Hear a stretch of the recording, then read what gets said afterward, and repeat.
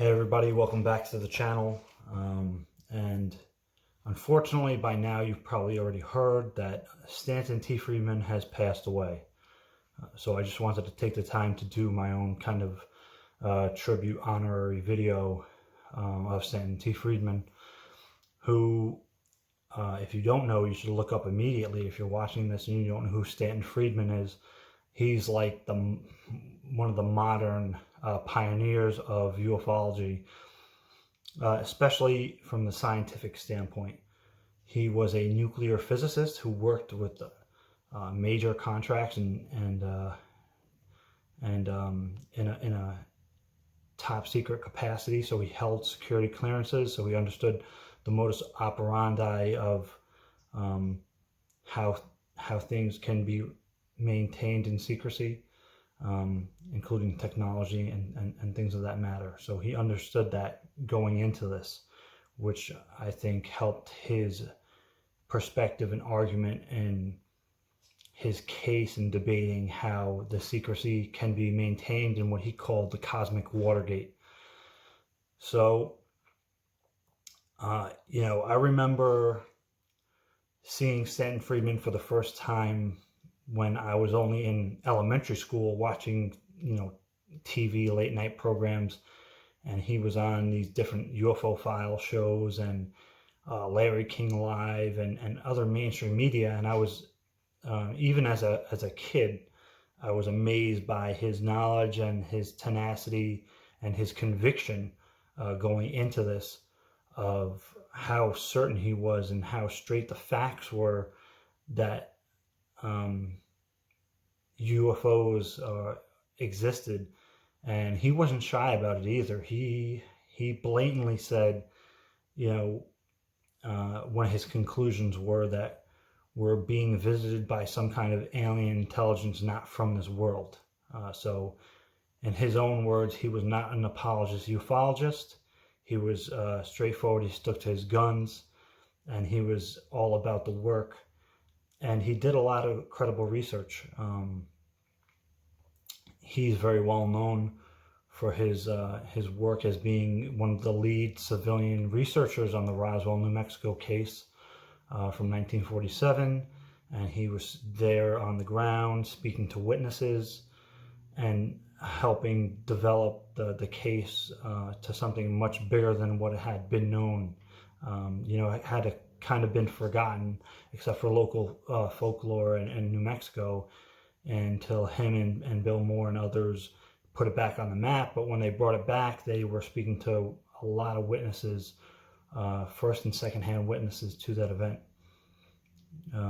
But Stanton Friedman had just an incredible way of approaching the topic and a way of communicating it that was impeccable, and especially for its time. You got to remember that back in his day, when I think he said he went public in the late 60s, 67 or 68, as a nuclear physicist. So he kind of actually left his career to do this, which is incredible, amazing. I don't know, who can just leave their, career behind, especially one that invested so much schooling. He had a PhD, and pursue something like this. I mean, that's very noble and honorary, and I think we should honor that moving forward and make sure his work is put to good use. But getting back to what I was saying, he had a way of communicating this that was remarkable. And he gave over 700 lectures, and he gave lectures in like mainstream universities. This was not like your local library. Even though he would not turn down a lecture most of the time. If you asked him to come lecture somewhere, he would do it, And this is at a time when, in the late 60s, 70s, and 80s, in the 90s really kind of blowing up, that this issue was really no, taboo, don't go there, we don't talk about that. The ridicule factor was much, much higher than it is today. And we have Stan to thank for that, because he was one of the pioneers and trailblazers that made it possible for people like me and all the researchers out there to speak about this publicly without being shunned so hard and just disregarded. He brought a ton of credibility to the subject, and he was relentless and passionate, and he debated, real skeptical scientists who were top of their field. There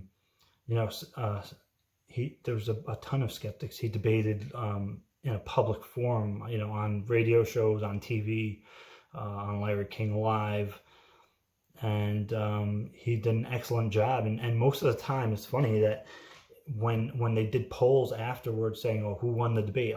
Most of the time, it was they gave the argument to Stanton Friedman, saying he actually made a better case than the skeptics. So we have a lot to thank of Stanton Friedman for doing everything he did and basically contributing his life to this work, so that we are where we are today, and people can come out and talk about it more openly, and it's actually considered by scientists and even the everyday person. I don't think we'd be as far collectively if it wasn't for all the work that he did that probably set off a lot of chain effects. So, he will definitely be missed. His work was incredible. I just remember going back as a kid, watching him, and he was definitely a motivation and an inspiration to pursue this in a serious matter. So I'm gonna leave some infographics I made on some of his quotes, because he had some incredible ways that he would break down arguments, like his four conclusions, and things like that. So thank you so much for all your hard work, Stanton Friedman. I'm sure you're working in the higher realms now, or onto a better reality, and hopefully you have a higher perspective of understanding all this now. Hopefully you got the truth now. It's my hopeful, wishful thinking. And thank you so much. Take care, buddy.